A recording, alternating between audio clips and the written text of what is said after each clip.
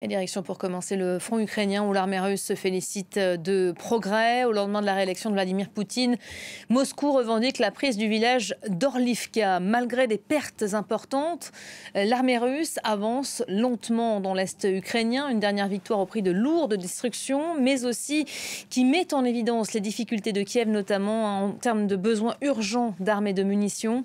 Le point en image tout de suite avec Thibaut Franceschi.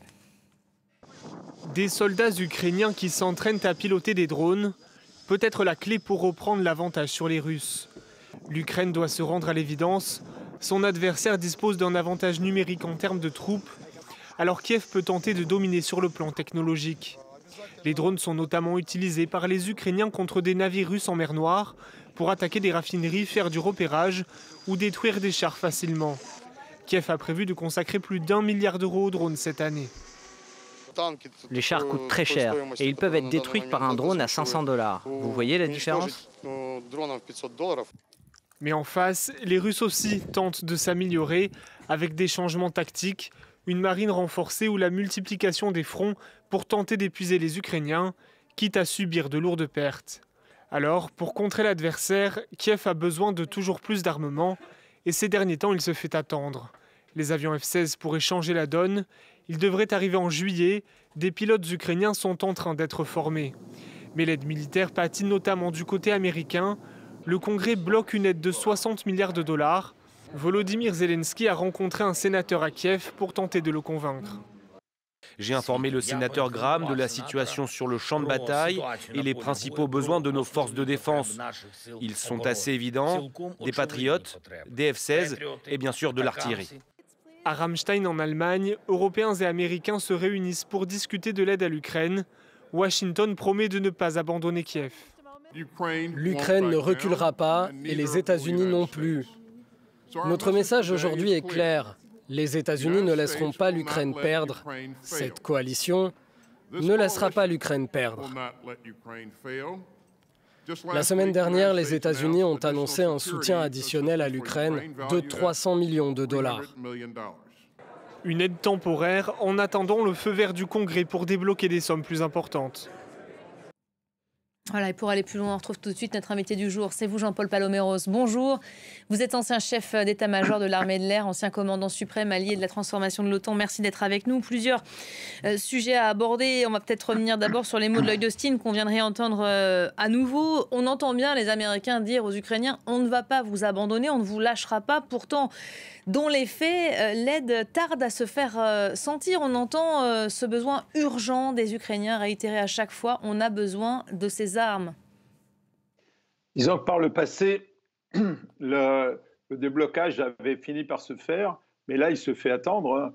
Je vois bien que M. Zelensky reçoit le sénateur Graham, mais le blocage est plutôt à la Chambre des représentants. C'est de l'autre côté. Le Sénat, lui, a donné son accord.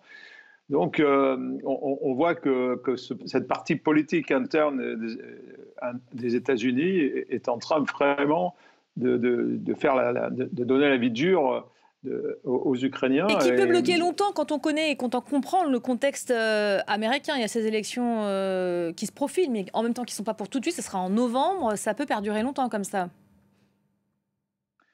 C'est assez étonnant parce que vous savez, les représentants américains, les politiques américains, ils savent, ils connaissent par cœur ces manœuvres politiciennes. Donc, moi, la question que je me pose, si vous voulez, c'est que si ça ne se débloque pas, à qui cela profite-t-il? Je ne peux m'arrêter de penser que peut-être que le candidat Trump est derrière tout ça, mais je n'ai pas de preuves. Simplement, c'est troublant qu'ils n'arrivent pas à se mettre d'accord sur ce sujet. Il y a d'autres sujets qui sont de nature différente, qui peuvent être traités séparément. Le soutien à Israël en est un, les lois et les moyens de contrer l'immigration en est un autre. S'ils n'arrivent pas à dissocier l'Ukraine, on va être vraiment, les Ukrainiens vont être en difficulté parce que les Européens, et ça on l'a déjà dit, n'arrivent pas à fournir, aujourd'hui en tout cas, le minimum nécessaire pour que les Ukrainiens puissent tenir. 7e réunion du groupe de contact à Ramstein, donc aujourd'hui, en présence de Lloyd Austin qui est donc arrivé ce matin. Il s'agit évidemment de faire le point peut-être, alors que les Russes se félicitent au lendemain de la réélection de Vladimir Poutine, de nouvelles victoires sur le front Est. Oui, alors c'est des victoires qui peuvent paraître marginales, mais il n'y a pas de petites victoires, surtout pour M. Poutine.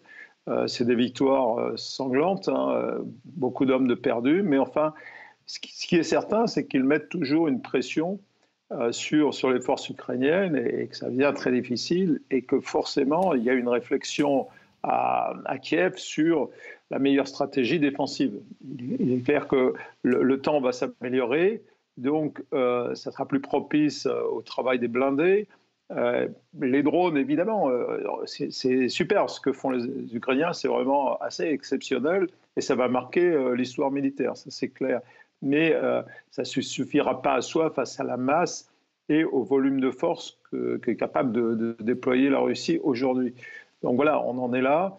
On ne peut que souhaiter que les Ukrainiens tiennent et tiennent encore, mais l'espoir, ce n'est pas suffisant. Dans le rapport de force, on en est où pour conclure peut-être? Qui a l'avantage si quelqu'un l'a aujourd'hui?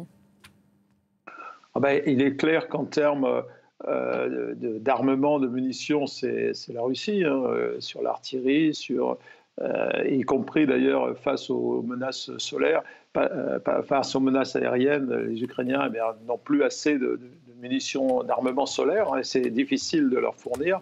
Et en termes numériques, on voit bien que la mobilisation, c'est difficile pour les Ukrainiens.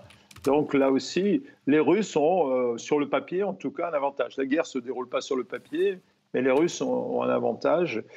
Souhaitant que les Ukrainiens continuent à être aussi inventifs, aussi courageux, et puis qu'ils tiennent le choc, le temps que tout ça se mette en place. Il y a des perspectives d'avenir, mais pour garantir l'avenir, il faut d'abord garantir l'avenir à court terme. Merci beaucoup Jean-Paul Paloméros. Merci pour votre expertise à l'occasion donc de cette réunion de Ramstein, 7e réunion du groupe de contact.